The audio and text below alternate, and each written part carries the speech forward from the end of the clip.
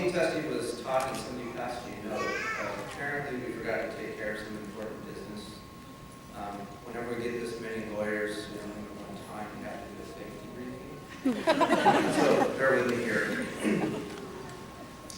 In the event that an ambulance should go by, remain calm, proceed in an orderly fashion to the exits at the rear.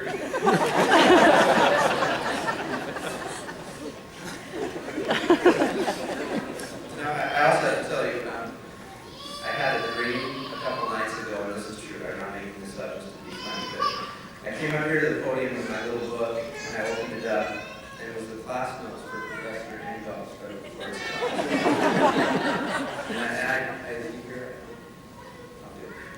So I don't know why my subconscious decided to pick on him, but I just want you to know that you guys are lucky it was just a dream.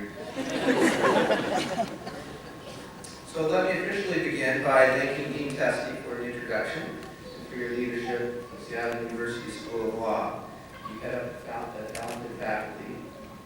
I am living proof that the tremendous skill and patience of those instructors can overcome anything.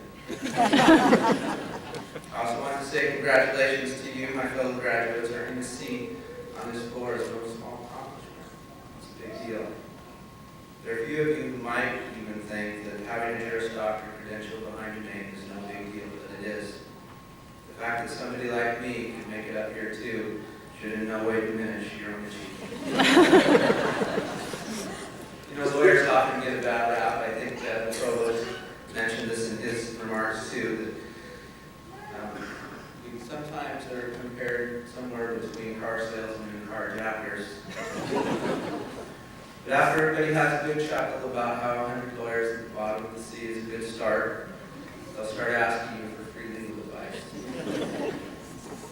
I should introduce myself again in case you weren't paying attention to the dean, heaven forbid. My name is Todd Hubbard. I'm a part-time evening student, along with my friend and colleague, Colby Salkoff. We were chosen to speak on behalf of our class. I want to make one thing very clear, though. I'm not standing here as valedictorian or anything like that. So those of you who know me can undrop your jaws now. Well, Luke and I were elected by secret ballot, which I'm sure you'll agree is far more impressive than valedictorian. Okay, the truth is, we were the only two crazy enough to volunteer to do this. Which is saying a lot when you consider the pool we have to choose from. The two of us are going to be splitting speaking duties here. Oleg is going to talk about positive visions for the future, and I'm going to get sentimental and dewy-eyed about the past. We have a whole bunch of evening students here. Maybe a few words about us in order. We're a diverse bunch. We have mothers, fathers, grandparents. I won't point you guys out.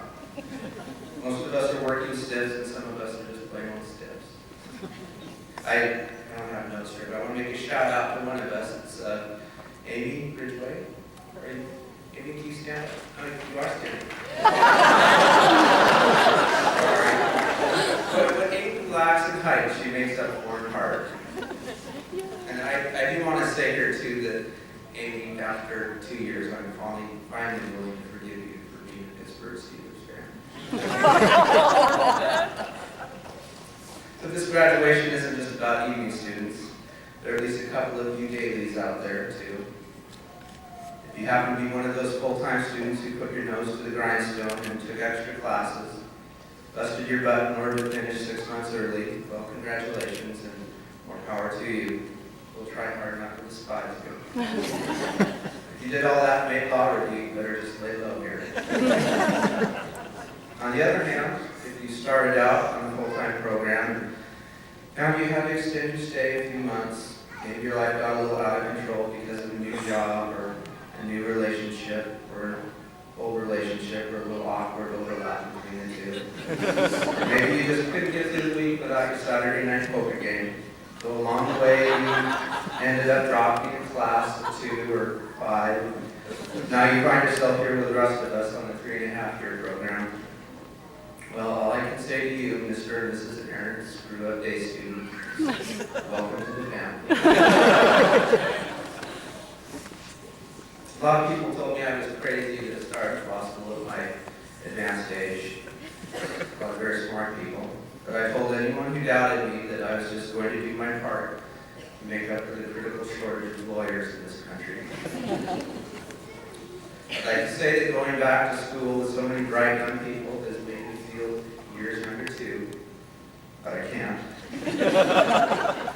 So thank you, Hillary, Katie out there, Kristen, Shalana, Kelly, and all of you kids for never missing an opportunity to remind me that the last time I went through a graduation ceremony like this, you were in elementary school.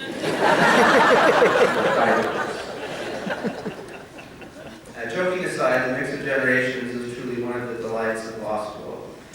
I like to think we older students contributed to this experience some of our years of wisdom. And in return, you younger folks contributed to us. A volatile combination of angst and enthusiasm. Or maybe it was a spectacle of unbridled libidos. Fortunately, that was supposed to be funny. I think it hit too close to home. Fortunately, it never bothered my wife that I spent most of the past 4 years with a bunch of smart, attractive women, many of them in their 20s. Did it bother you a bit, did it, sweetie?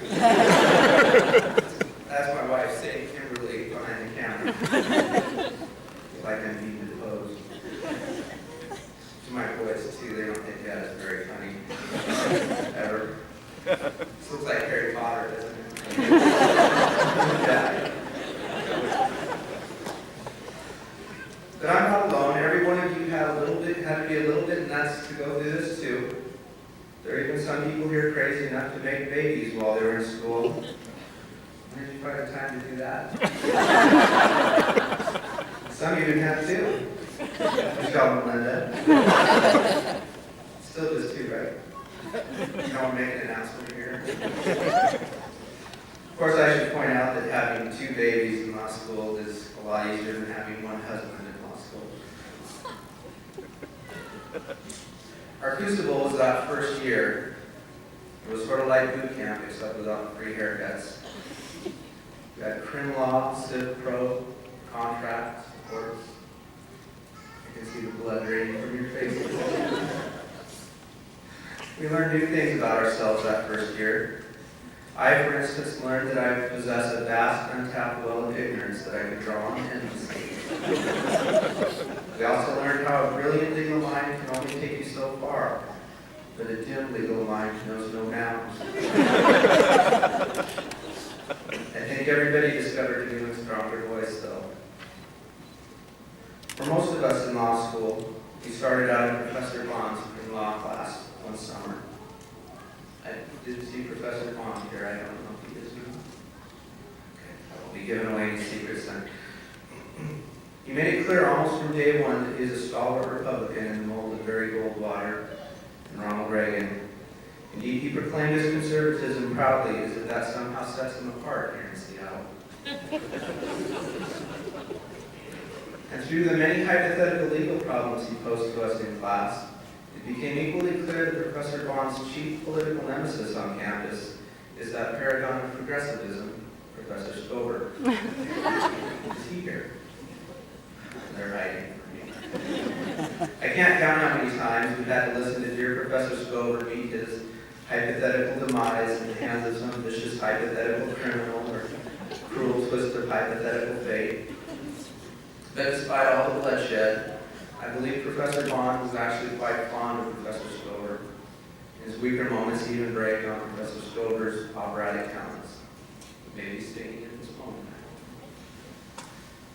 However, if Professor Stover should ever go rock climbing with Professor Bond, and they are roped together, and Professor Stover should happen to fall, I'm quite certain that Professor Bond will cut him loose. And you would not call it murder. In fact, he may not even call it much of a dilemma.